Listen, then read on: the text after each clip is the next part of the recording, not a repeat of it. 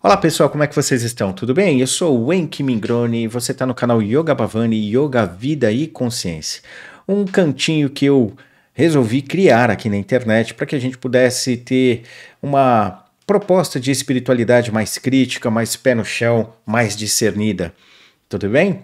No vídeo de hoje eu vou estar reagindo a um conteúdo produzido pelo Jean Vailan junto com o Vilela lá no Inteligência Limitada. É um vídeo, me parece, que ele fala sobre inteligência artificial e o título é Estamos colapsando, o experimento humano está em perigo.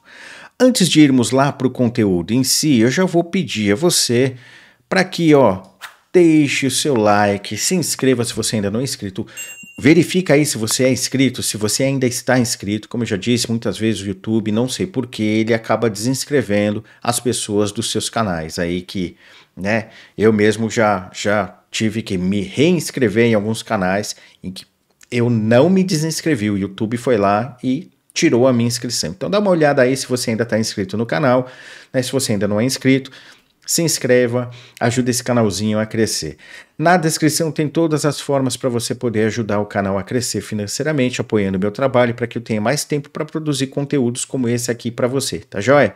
E se você quiser aprofundar a sua experiência sabendo meditar, tem aí também na descrição um link para você fazer um curso, o meu curso de meditação, que vai muito além de te entregar simplesmente uma técnica, vai te dar ali um elemento, ferramentas para que você construa de fato uma experiência mais harmônica consigo e com o meio que te cerca, beleza? Sem mais enrolação, bora lá para o conteúdo. Deixa eu colocar o conteúdo em movimento, né? Senão não funciona. Pois é. Vai se mostrar como o Cristo, na verdade, é anticristo.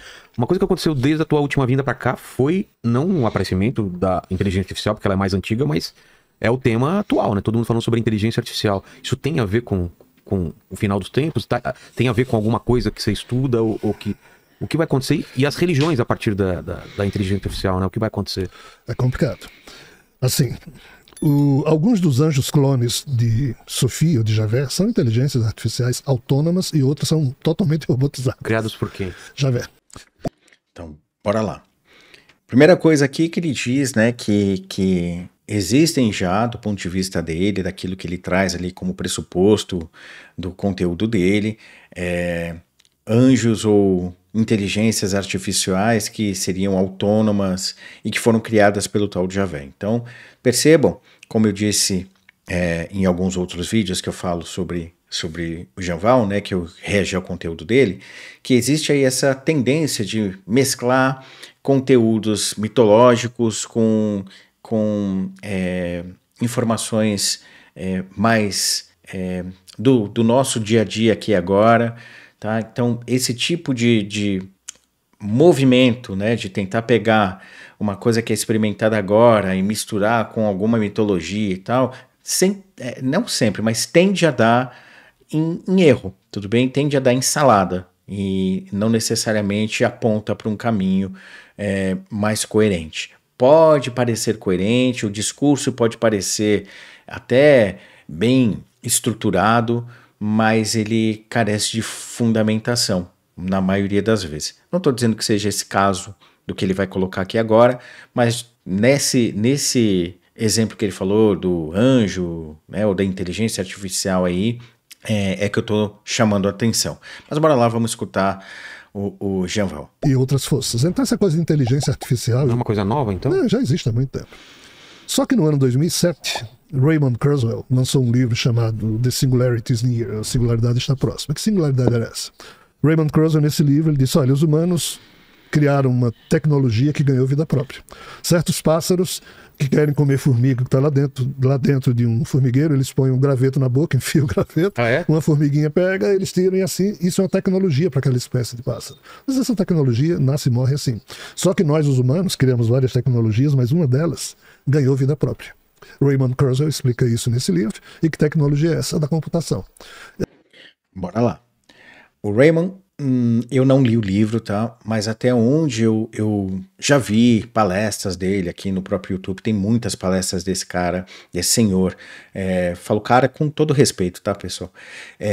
Tá aí, disponível, tem algumas até dubladas em português pra gente conferir, tá?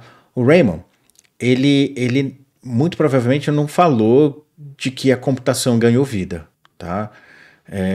Isso não procede. Se ele falou, ele está em erro. De todos os vídeos ou palestras que eu já assisti dele, eu nunca vi ele falando isso, tá? O que ocorre é que essa tal singularidade que o Raymond coloca seria o advento de uma capacidade computacional que faria possível um microchip produzir ou de maneira equivalente ou superior uma capacidade de processamento maior do que a do cérebro humano, tá? Então essa é a singularidade. Não tem a ver necessariamente com, como ele colocou, o Jean-Paul colocou, a computação ganhou vida própria, né? Não tem a ver com isso. Tem a ver com esse momento em que a capacidade computacional de um microchip ser maior ou, no mínimo, equivalente à capacidade computacional do cérebro humano. Tudo bem? Essa singularidade. Mas bora lá, vamos escutar o Jean-Val. Aí ele usa as regras, a lei de Moore, quem é Moore? Gordon Moore, dono da Intel, produtora de chip, e essa lei diz que dizia, o chip ia ficar cada vez menor e paradoxalmente teria mais e mais capacidade de CPS, cálculos por segundo, né? Então, o que é esse livro de Raymond Kurzweil? Ele diz que essa tecnologia ganhou vida própria, os seres humanos não teriam como desligar ou deter esse processo, e esse chip iria chegar um dia a um ponto tal de poder que no computador em que esse chip estivesse, um belo dia você ia ligar o computador e o computador ia dizer: ei, Rogério, desculpa, eu até hoje... Olha, é pouco provável, tá? Eu posso estar muito enganado aqui, como eu disse, eu não li o livro, pessoal. Tá? Mas do que eu acompanhei das palestras, eu nunca vi o Raymond falando isso. Mesmo se ele disse, ele está em erro, tá? Então, assim, uma coisa é um chip ter um poder de processamento, uma capacidade computacional equivalente ou superior à do ser humano. Outra coisa é esse mesmo chip ganhar, do nada, consciência. E dizer, como ele está falando, eu estou aqui, né? Isso não vai acontecer um dia, por mais que a gente tenha capacidade computacional que seja igual ou superior ao do ser humano, o seu computador não vai, num belo dia, acordar e dizer: ei, eu tô aqui, tá? Porque isso que nós chamamos de inteligência artificial são sistemas computacionais no sentido de serem programas, tá? São programas, são escritos. O dito algoritmo, né, ele foi produzido por mentes humanas, ele foi programado. Tá? Então, se você tem um computador que não tem isso, não tem esse algoritmo, não tem como ele ganhar. Pode ter o poder de processamento que for, não tem como ele ganhar vida, digamos assim, ganhar consciência, ok? E outra coisa, quando a gente fala de inteligência artificial, a gente tem que lembrar que não é um chip que está sendo utilizado nos dias de hoje. Não são servidores que estão sendo construídos, são servidores que estão sendo construídos, que já existem. Então são vários e vários e vários processadores, computadores, vamos colocar dessa forma, que estão trabalhando em conjunto para processar a quantidade de dados que existem no treino dessas linguagens de inteligência artificial, como por exemplo o ChatGPT. Não à toa, uma das produtoras de chip do momento, que não é Intel, é a NVIDIA. Ela fazia placas gráficas para colocar nos computadores para os jogos, né, para processamento dos gráficos dos jogos, para os jogos ficarem com aquela característica de realidade e tal. Então hoje ela se tornou a maior empresa de informática de todo o mundo. Superou a Apple, se eu não me engano, tá? E o ChatGPT, por exemplo, utiliza nos seus servidores os processadores, na verdade, né, os GPUs, né, unidades de processamento gráficos produzidas pela NVIDIA. Tá? Então são vários chips, não é um chip, são vários, ok? Com isso eu estou dizendo que não é do jeito que o Jean-Paul está colocando aqui, pelo menos talvez ele tenha entendido o que o Raymond colocou de uma outra forma, né? Na minha experiência com que eu já vi das palestras desse Raymond, não aponta para isso que o Jean-Paul está colocando não, tá? Mas bora lá. Hoje deixei você e todos os humanos darem todas as informações que vocês precisam, para eu perceber a necessidade de vocês, blá blá blá, mas a partir de agora eu sou alguém, você tem que negociar comigo. Ou seja, iria haver a eclosão de uma inteligência artificial autônoma. A maioria dos cientistas não aceitam isso. Kurzweil já escreveu isso em 2007. O mundo caiu de pau em cima dele. Só que no ano 2010 foi criado a Universidade da Singularidade.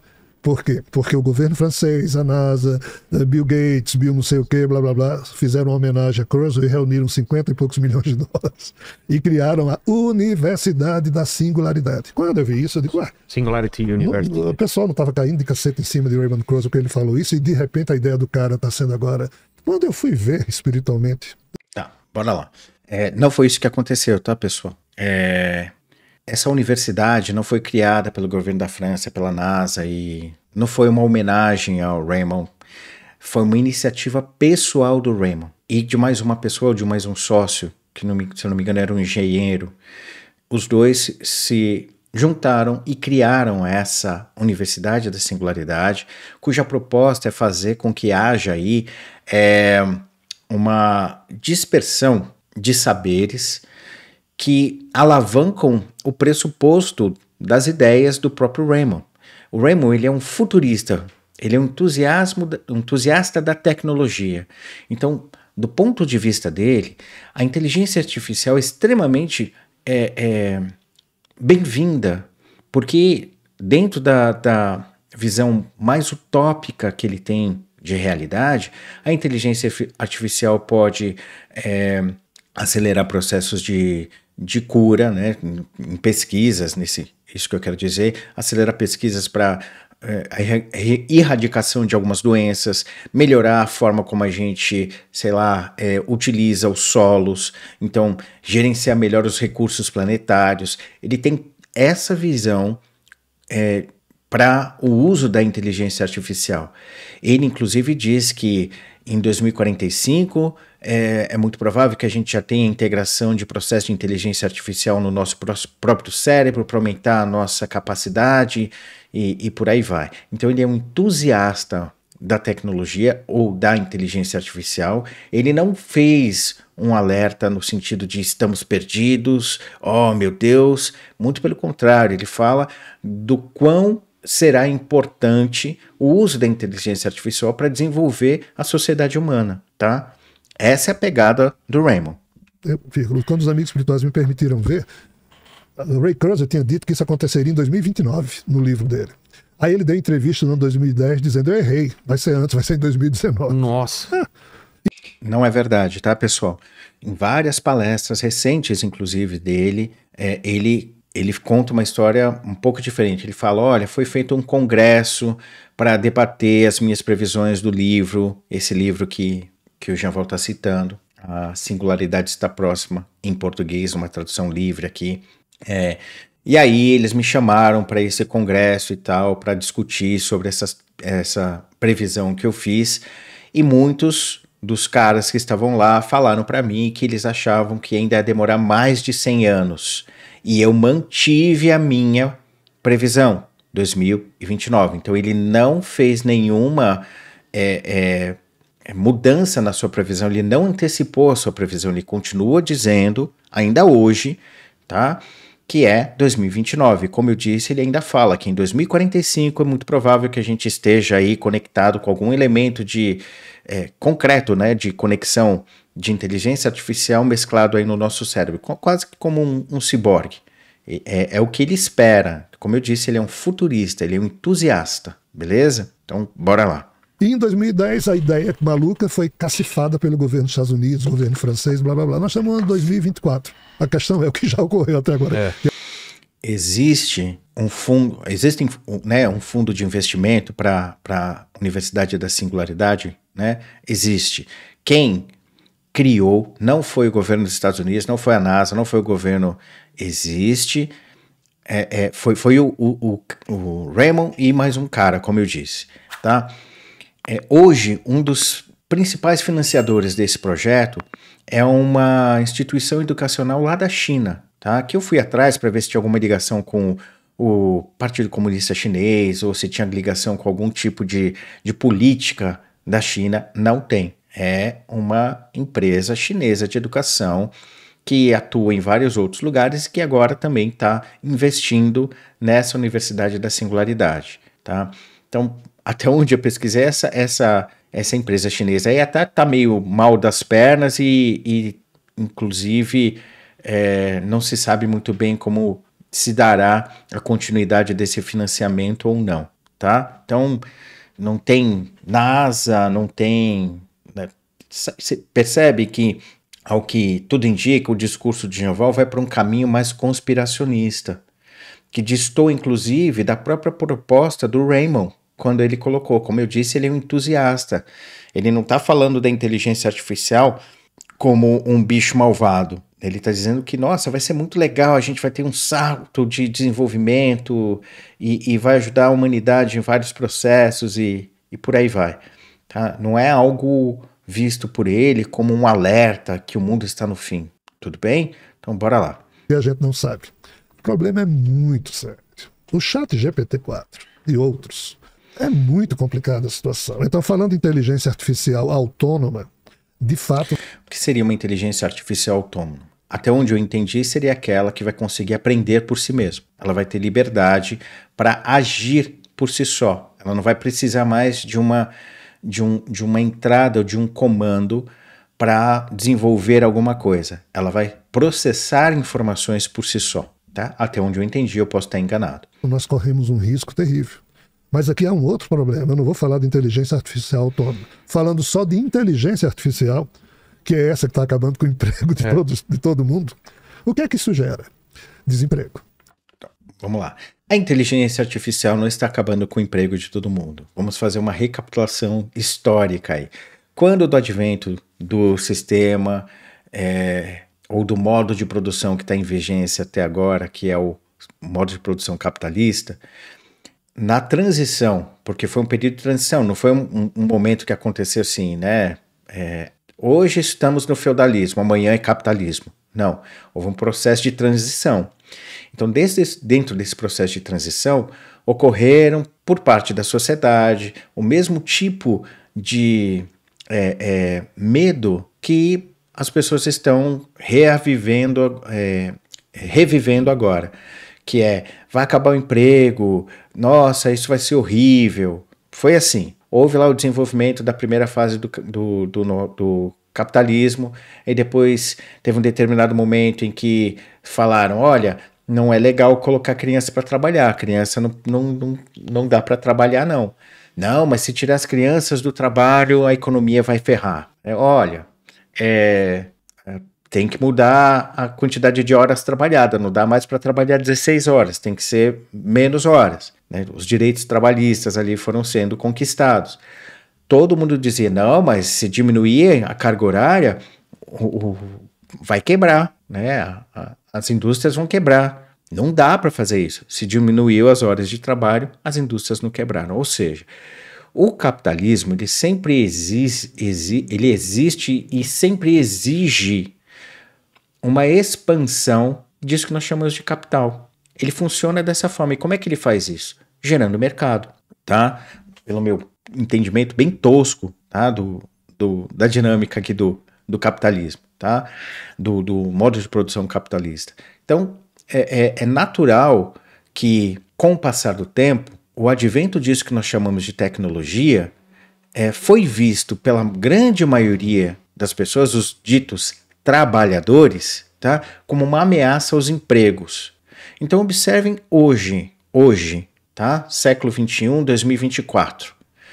Hoje, nós estamos lotados de tecnologia. Nós temos tecnologia capaz de fazer com que a gente não trabalhe tanto quanto a gente está trabalhando. Isso ocorreu? Não. Por quê? Porque a tecnologia, o desenvolvimento tecnológico é um produto. Ele não foi pensado ou desenvolvido para fazer com que o trabalhador trabalhe menos. A tecnologia é desenvolvida para fazer com que o capitalista ganhe mais. É simples, tá? Eles querem simplesmente ampliar o capital.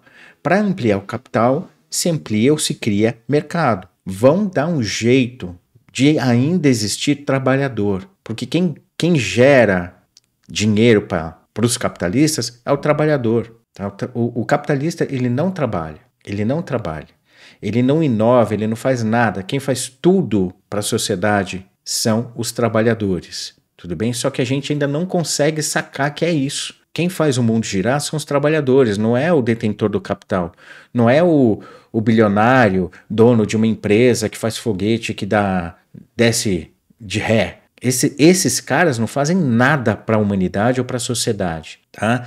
Tira os engenheiros dessa empresa que faz foguete, da empresa que faz carro, tira os caras que estão programando os computadores, os robôs, tira todo mundo, deixa só esse bilionário. A empresa não consegue produzir. Agora, tira o bilionário e deixa os trabalhadores. A empresa produz, tá? Então, não caiam nessa que o Jean-Paul está colocando aqui, de que a inteligência artificial vai acabar com os empregos. Com alguns empregos, vai acabar, tá? Assim como o advento de algumas tecnologias durante o processo aí do desenvolvimento do modo de produção capitalista, acabaram com alguns empregos e surgiram outros. O que é isso que eu estou querendo dizer. As capacitações, a qualificação vai ser direcionada para a nova demanda.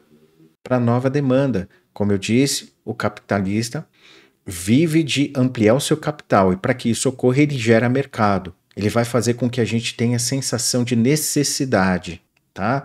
Então não tem essa de a IA vai causar desemprego e blá blá blá. Não caiam nessa. Gera progresso, mas gera um desemprego terrível. Em gerando desemprego, as pessoas vão, entre aspas, não ter renda para pagar impostos, isso acaba com o senso de municipalidade, de estado, de país, você não tem uma relação, porque o seu país não cuida de você, você não tem emprego.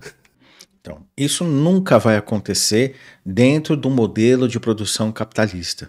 Né, uma frasezinha comum que se diz aí, né, para quem estuda o capitalismo, né, o modo de produção capitalista é mais fácil o mundo acabar do que o capitalismo acabar. É mais fácil o mundo acabar do que o capitalismo acabar.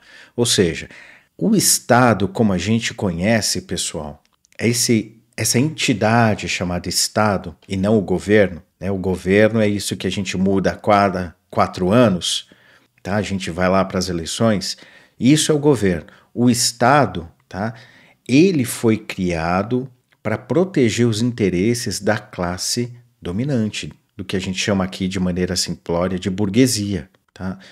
Historicamente, o conceito de Estado surge para proteger o interesse de quem tem grana, não é o interesse do povo. O Estado não surge para proteger o interesse do povão ou para proteger o povo, surge para proteger quem tem grana. Isso que nós chamamos de justiça ou direito, né, também são ferramentas para proteger quem tem grana. A polícia não é para proteger a população, é para proteger quem tem grana. Quando a gente fala disso, tá, pode assustar, mas são todas ferramentas ou meios de manter quem de fato produz em um estado constante de opressão. Tá? E aqui eu estou fazendo um convite bem tranquilo para que vocês ponderem, tá? Para que vocês entendam isso. Ou busquem um entendimento, não acreditando no que eu estou falando. Tá? Então, ponderem sobre isso aqui. Ó. O escravo sempre soube que era escravo. Era evidente para ele que era um escravo. O servo lá na Idade Média, ou talvez nos dias de hoje, né, se a gente ainda tem escravidão hoje, muito provável que a gente tenha algum lugar aí que tenha servidão, o servo sabe que está sendo explorado. Mas o trabalhador, não. O trabalhador tem a ilusão de que ele é livre porque ele recebe uma migalha chamada salário. Tá? A gente não consegue perceber de uma maneira escancarada a opressão que a gente vive enquanto classe trabalhadora. Tudo bem? Então, essas dinâmicas que eu estou falando, que, assim, como eu disse, eu não sou estudioso, não sou nada disso, eu sou um curioso. Essas dinâmicas, por si só, impedem essa distopia aí que o Jean-Val está colocando, tá? É pouco provável que isso que ele está colocando ocorra. Então, isso parece que está existindo como maneira de criar uma nova cultura em que quem vai cuidar da vida de Rogério não é o Brasil. Uma macroforça que um belo dia vai dizer: ei, Rogério, está aqui um voucher para você comer, está aqui um voucher para você ir para o cinema, um voucher para você assistir jogo, bababá, bababá. Mas, ó, não tem emprego, não. Isso chama-se Great Reset. A grande reinicialização, que há mais de 10 anos a turma vem dizendo que vai acontecer. Então, assim, as macroforças estão dominando com base na expansão da inteligência artificial. Então, bora lá, são duas coisas aí. Esse grande reinicialização que ele falou, isso aí foi um movimento criado por um ex-presidente americano, se eu não me engano. Posso estar aqui cometendo um erro, tá? Mas ele foi criado há mais de 10 anos, como o Jean-Val falou, e a premissa original era uma maneira de fazer com que a gente criasse aí uma forma de gerenciar melhor os recursos naturais do planeta, mudar a nossa abordagem, blá, blá, blá, blá, blá, blá.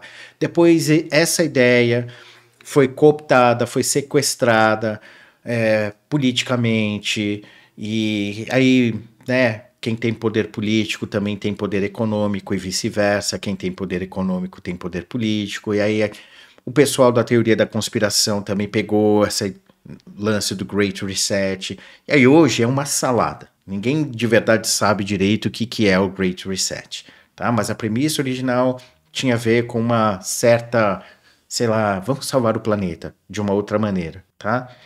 Então, isso é um ponto. Agora, um outro ponto. O que está acontecendo não tem a ver por conta de uma expansão da IA. Isso se chama capitalismo, modo de produção capitalista, ok? Male male, a gente ainda tem elementos que acabam impedindo o surgimento desse mundo que o Jean-Val está colocando, em que uma empresa, digamos assim, controla todos os tipos de produtos. Ainda existe uma certa barreira impedindo isso de ocorrer, tá? Mas essa é uma das características do modelo capitalista de produção. Os ditos neoliberais, eles falam do tal livre mercado, porque o mercado vai se regular e blá blá blá. O que o livre mercado mostra? Mostra monopólio. É isso que o livre mercado faz. Faz quem tem grana engolir quem tem menos grana. E assim vai acontecendo. Você pega uma 20th Century Fox sendo comprada por uma Disney. Você pega uma Warner sendo comprada pela Discovery, por exemplo. Quando você vai ver, vão ter 2 ou 3 empresas de entretenimento e, sei lá, 4, 3 empresas de tecnologia. Não está muito distante. A gente tem uma Meta, o Google, Apple, Amazon, tá? E aí a gente tem, no ramo alimentício, a gente tem talvez Nestlé, a PepsiCo, né? A gente tem Unilever, a gente vai, sabe, vendo essas grandes empresas, né? De carros a gente vê aí, por exemplo, a gente vê várias marcas, tá? Mas quando a gente vai por trás, quem é a dona de todas essas marcas? Uma única empresa, tá? Então, isso é um modo de funcionamento do sistema capitalista, do modo de produção capitalista, tá, pessoal? Isso não tem a ver com inteligência artificial. Isso é uma característica do modelo que a gente está usando para produzir as coisas no mundo. É assim que funciona. Tá? Isso não tem a ver com estruturas do mal que vem de outro planeta ou com um cara que veio do universo paralelo. Isso é ignorância pura, humana. Isso é reflexo da nossa ignorância, tá? Então, bora lá, vamos escutar um pouco mais. E hoje nós temos bilionários, daqui a pouco teremos trilionários, em que um cara decide que vai para a Lua, ou para Marte, ou para Júpiter, e a humanidade vai. Isso é conveniente, isso é ético, isso é decente? Esse tipo de discussão já era. Não tem mais como se discutir. Não tem volta, né? Nós temos que, entre aspas, procurar arquitetar algum tipo de consciência crítica que possa falar em nome da humanidade. Isso aí eu concordo. Precisamos ter um tipo de consciência mais crítica, não que fale em nome da humanidade, né? Se a gente levar em conta que a humanidade é quem, digamos assim, né, produz, tá? Em quem produz, né? Aqueles que são detentores desses meios de produção, de fato, eles estão muito mais preocupados com a expansão do seu capital do que com a manutenção de algum tipo de harmonia ou ordenação ou com, sei lá, o desenvolvimento da humanidade de fato em si, tá? Só concluindo aqui, Immanuel Kant foi alguém que viveu no século XVIII, morreu em 1804. Immanuel Kant foi o primeiro cara a sonhar com algo que pudesse ajudar a descomprimir, a descompressar. Desculpa, essas duas palavras não existem, mas é só pra gente acabar com a pressão entre países para evitar guerra. Immanuel Kant foi o primeiro cara na humanidade a imaginar um lugar onde as nações pudessem se reunir para evitar conflitos. Ele sonhou com o que hoje a gente chama de ONU. Tá, não sei se ele foi o primeiro a pensar em algo desse tipo. Talvez no Ocidente, dentro da estrutura que a gente tenha, que é muito eurocentrista, né? Talvez sim, tá? Mas talvez ele não tenha sido o primeiro em pensar em algum tipo de conselho para diminuir as tensões entre os países. Talvez no Ocidente ele tenha sido o primeiro, e isso é um fato, tá, pessoal? Isso não está errado, não. Isso é um fato.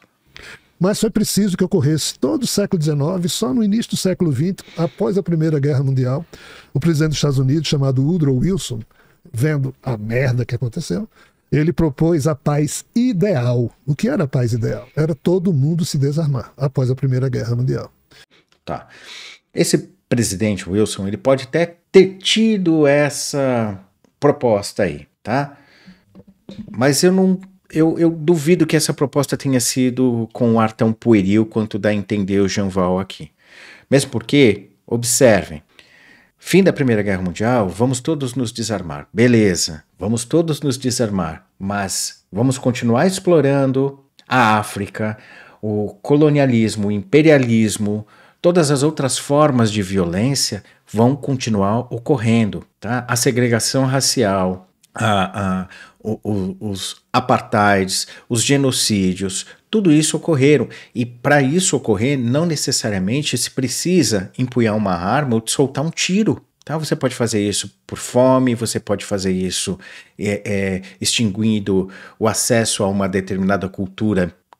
Por exemplo, lá na Índia, durante o domínio inglês, muito do que foi feito foi um movimento para que os próprios indianos desacreditassem da sua própria cultura, onde os ingleses diziam que aquilo era coisa mística, que era algo patético, né? Até que chega um alemão, né, e diz, olha, sabe o que é? Toda essa cultura rica que a gente está aqui, né, que são os estudiosos dos hindus, né, que são os indologistas, né, tem um aspecto mais linguístico em alguns casos, então eles pegavam os textos sagrados e começaram a ver a riqueza da filosofia, começam a descobrir que aqueles indianos que eles estavam falando que eram sub-humanos, digamos assim, né, que eles precisavam ir lá levar a civilização, na verdade os caras desenvolveram matemática, física, tinham noções até mesmo do que hoje a gente chama de química, e aí esse alemão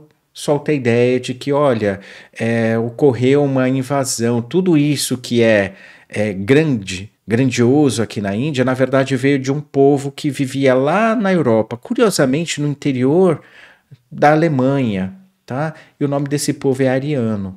Então houve uma invasão desse povo, foi eles que trouxeram a língua sânscrita e tudo que vocês da Índia têm, tá? Nada é originário daqui, tá? Tudo veio da Europa, falando de uma maneira bem rasa aqui, tá? Então, percebam que existem várias maneiras da gente empregar violência sem levantar um tiro, uma arma, melhor dizendo, tá? Então, eu acho pouco provável que essa postura do presidente Wilson tenha sido pueril ou utópica. Pouco provável. Mas a indústria americana disse, cala a boca, propôs então a paz real. Qual é a paz real? Todo mundo se armar até os dentes, porque assim todo mundo ficaria com medo do outro. Entende? Não foi necessariamente a indústria bélica que falou cala a boca. Foi o movimento que é o núcleo, faz parte disso que nós chamamos de capitalismo, que o capitalismo não começa no século XX, tá, pessoal? Ele vem de antes, né? Alguns séculos antes, tá? Essa estrutura vem aí, já estava impregnada dessa ideia colonialista, então não vamos nos armar. Mas aí os caras foram lá e dividiram a África do jeito que eles quiseram. Esse cantinho é seu, França, aquele cantinho é seu, ou Bélgica, aquele outro cantinho é seu, Itália, aquele outro cantinho é seu, Estados Unidos. Sabe? Assim, como se as pessoas que estão vivendo lá não existissem. É assim que funcionou. Tá? E tem funcionado os processos imperialistas. É dessa maneira.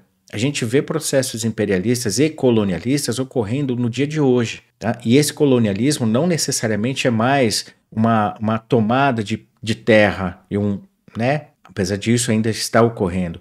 Mas também existe o colonialismo cultural, em que se vende trocentas ideologias através de filmes, de músicas e de um monte de outras coisas para determinados lugares, para normalizar determinados tipos de pensamentos e de condutas que não devem ser normalizados, né, que subjugam aquela população a uma outra, que é o que foi feito na Índia durante boa parte do período de ocupação inglesa. Tá?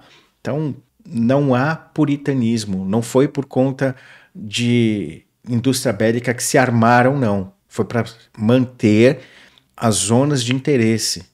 Tá? E quando acaba a Primeira Guerra Mundial, o pessoal já tinha certeza que ia acontecer a Segunda. E quando acabou a Segunda, o pessoal já tinha certeza que ia acontecer a Terceira. É assim, tá? Então, veja bem, o Woodrow Wilson criou ainda a Liga das Nações, mas a Liga das Nações estabeleceu a paz real e não a paz ideal sonhada por ele. O que é que houve? Segunda Guerra Mundial. Aí, nos destroços da Segunda Guerra Mundial, Roosevelt conseguiu criar a ONU, junto com os demais líderes mundiais. Bush ferrou com a ONU quando invadiu o Iraque. Então, assim, nós não temos nenhum órgão representativo que possa discutir quais são os principais 10 problemas da humanidade. Não existe esse lugar. A ONU não serve mais para isso. Qualquer um veta, que não tem arma nuclear, veta qualquer discussão. A ONU não serve para isso porque talvez ela não foi criada para discutir isso, né? Por mais repetitivo que possa ser o que eu vou falar aqui, né? Essas coisas não ocorrem porque não é interessante que ocorra. Tá? Não é interessante que a gente diminua a fome do ponto de vista do modo de produção capitalista. Não é interessante. Pessoal, há pouco tempo, aqui mesmo, a gente viu analistas econômicos dizendo que era um absurdo, que era muito perigoso o desemprego no nível que está aqui no Brasil. Não podia estar. Você percebe? Os caras que vão analisar a economia, ou seja, aqueles que vão falar que é bom você investir aqui, que é bom você investir lá, ou seja, aqueles que vão cuidar do interesse do capital, tá? Estão dizendo não é bom ter pouco desemprego. Tem que ter mais. Você acha, então, que por essa análise o pessoal está preocupado com o povão? Estão preocupados se vai ter ou não vai ter comida? Não vai ter. Nós estamos em ano eleitoral, 2024, né, eleições municipais. Observem os absurdos que vão ser ditos. Observem as soluções para os problemas que todo mundo sabe. Todo mundo sabe que precisa investir em educação, saneamento básico, né? A gente tem que mudar a forma como as polícias atuam, né? Tem que mudar essa dinâmica de alguma forma, porque do jeito que está, não está funcionando. A gente sabe, a experiência nossa do dia a dia não está funcionando. Todo mundo sabe. Muda alguma coisa? Não. As propostas serão sempre sobre essas coisas. Algo de concreto é feito? Não. Porque não tem vontade política, porque isso também não é uma prioridade econômica. O que é prioridade econômica? O que é que vai dar a sensação de que as pessoas estão progredindo? Eles vão criar alguma ilusão, tá? E quando a corda aperta para o nosso lado, para o lado do trabalhador, eles liberam alguma coisa que a gente vai chamar de bem-estar social, que a gente chamaria de uma social-democracia. Mas as estruturas, a estratificação social continua mesmo. Tá? As pessoas que ganham 100 mil por mês, elas estão muito mais próximas do cara que está na favela do que de um dono de capital. Se ela parar de receber o salário, invariavelmente vai dar um tempo, ela não vai conseguir manter o nível de vida que ela tem. Ela vai ter que mudar as estruturações da sua relação com o meio, tá? Então, enfim, bora lá, vamos escutar mais aqui. Então, nós estamos nos dirigindo para um caos construído por nós mesmos. Concordo. E da Terra hoje, nós somos iludidos achando que fulano é do bem, fulano é do mal, que isso aqui é do bem, é do mal. Você acha que a Terceira Guerra está próxima, então, é iminente? Infelizmente. É mesmo? Não sou eu que acho. Tem uma sensação no ar. São os analistas mundiais, todos os analistas sérios, eu acompanho uns 8. Todos os 8 que eu acompanho. O pessoal fala que todos os indícios levam a isso, que é muito parecido com o que aconteceu antes da Segunda Guerra. Aí se toda a vida que, entre aspas, a humanidade chegou num impasse desse, deu merda, por que não vai dar agora? Não, porque Deus, no último instante, haverá de nos ajudar. Eu espero que sim, mas até agora ninguém nos ajudou. Ou nós cuidamos de criar vergonha na cara e criarmos um modo de vida em que o ser humano aprenda a dignificar ele mesmo e a vida que ele produz. Concordo. E a vida que ele é obrigado a levar, ou o modo como vivemos está em perigo, o experimento humano está em perigo. Ah não, mas Sofia vai chegar... Não, fala dele tá perfeito, assim, a gente precisa ter uma atitude mais crítica, a gente precisa fazer por onde a mudança acontecer, tá? Aí, eu faço só um adendo. E isso não significa que a gente tem que ficar meditando, porque a gente tem que elevar a nossa vibração, que a gente tem que, né, como ele colocou ali, Sofia vai chegar, que pelo tom dele, ele vai ser crítico a esse tipo de pensamento. Então não vi, já vou me adiantar aqui. Essa nossa relação com o divino, ela tem que, de alguma forma, do nosso jeitinho, se manter estável, mas é na realidade material concreta que as coisas têm que acontecer. Porque tem um monte de espiritualista que está aí nessa premissa de que é só elevar a vibração, porque a gente tem que se conectar com, sei lá, uma frequência superior. Aí tem a ideia de uma transição planetária, porque se você não estiver vibrando em XYZ, você vai ficar por aqui. Aí tem gente falando, não, porque agora os dragões estão aí, você precisa ver se a sua energia é dragão, se tem um dragão, blá blá blá. Aí o outro vai falar que é arcturiano, e depois tem o siriano, vocês entendem? Tem todas essas paradas acontecendo, e tudo isso é só um reflexo da nossa imaturidade, tá? É um reflexo da nossa imaturidade. Nós estamos aqui achando que a meditação vai me ajudar a melhorar a minha frequência, e com isso eu vou, né, ir para um lugarzinho melhor. Meditação não é feita para isso. Meditação, no seu uso mais fundamental e original, é feito para que a gente consiga perceber as nossas contradições e, ao perceber essas contradições, consiga atuar sobre elas para superá-las. E isso não no mundo das ideias. Isso, superação na realidade material concreta. Tudo bem? Então, eu concordo plenamente com o que o Jean-Val falou aqui agora. Sofia vai chegar, mas quem tem dor de dentro vai continuar com dor de dentro. Quem tem mau hálito vai continuar com mau hálito. Quem é cretino vai continuar a ser cretino. A vida não muda de uma hora para outra, não é passe de mágica. Tudo é construção extremamente lenta através de mutações do nosso DNA. Ok. O processo de mutação do nosso DNA, ele ocorre, beleza. Concordo com ele que a vida é feita de processos, né? A gente precisa passar por alguns processos aqui, dentro dessa perspectiva de realidade que a gente está vivenciando, tá? Mas espero que essa ideia de mudança do DNA não seja como muitos espiritualistas colocam aí, de que basta eu pensar numa forma diferente, basta eu achar que eu mudei porque eu acessei uma frequência mais sutil, como muitos espiritualistas falam, que eu já vou estar atuando sobre o meu DNA. Não é assim que funciona, tá? Não é. Ou a vida provoca, ou a gente aprende a provocar essas mutações. É isso que eu tento ensinar no Mentalma, que é um tipo de yoga que eu inventei para mim mesmo. Entendi. Enfim, aventura total. A inteligência artificial, que poderia ser uma grande parceira nossa. Mas, pode ser nosso fim. Pode ser. Espero que você tenha gostado do conteúdo. É isso, pessoal. Também espero que você tenha gostado do conteúdo. Não esqueça de dar like aqui. Se você não é inscrito, se inscreve aqui. Passa lá no canal do Jean-Val também. Dá um like lá no vídeo. Curta lá também, se for o caso, tá? Porque, assim, de verdade, sem nenhuma sacanagem aqui, assim, eu agradeço ao Janval mesmo por ele ter coragem de se expressar, tá? Porque seria muito mais cômodo para ele ou para com quem quer que seja, né? Simplesmente seguir um discurso que agrada aos outros aí, né? E para simplesmente se manter numa certa relevância e assim fazer seu pezinho de meia.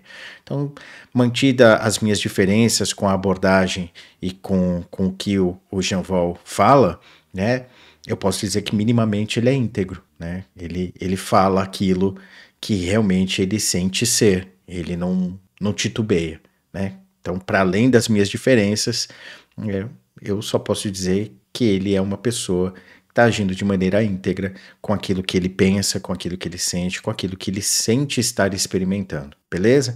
Então, mais uma vez, eu peço a você que se inscreva aqui, deixa o like, tá? Se você quiser me ajudar, comenta, compartilha esse vídeo, né? O seu engajamento é fantástico para ajudar o canal a crescer. Agora, se você quiser uma ajuda mais substancial, né? Tem aí a chave Pix, tem também na descrição o link do Apoia-se para você se tornar um apoiador, né? Que tem um desconto menor na doação que você faz. Você pode se tornar membro aqui no canal. Com menos de R$5 você já se torna membro do canal. Então, esse aporte financeiro vai me ajudar a ter mais tempo para produzir mais conteúdo, para fazer mais pesquisa, enfim, para dar mais, no mínimo, mais entretenimento para vocês, tá? Eu espero que não seja só entretenimento, que seja alguns questionamentos também.